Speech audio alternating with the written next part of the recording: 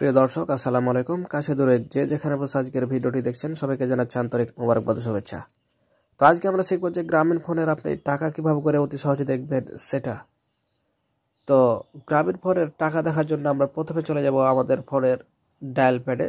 তো দেখতে পাচ্ছেন আমি আবার ডায়াল প্যাডে ট্যাপ করলাম।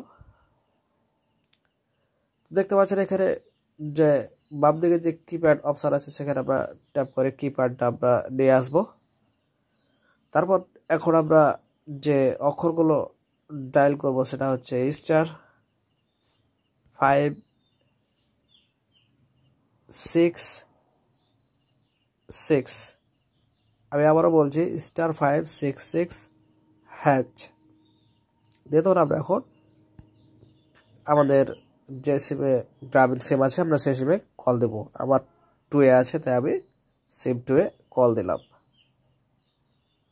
তো দেখেন এখন আবার টাকাটা দেখিয়ে দিল, যেহেতু আমার বর্তমান 0.27 টাকা আছে সেটা দেখিয়ে দিল। তো এই ছিল আজকের মতো। দেখা হবে পরবর্তীতে নতুন কোনো গুরুত্বপূর্ণ ভিডিও নিয়ে। সে পর্যন্ত সবাই ভালো থাকবেন। আল্লাহ হাফেজ।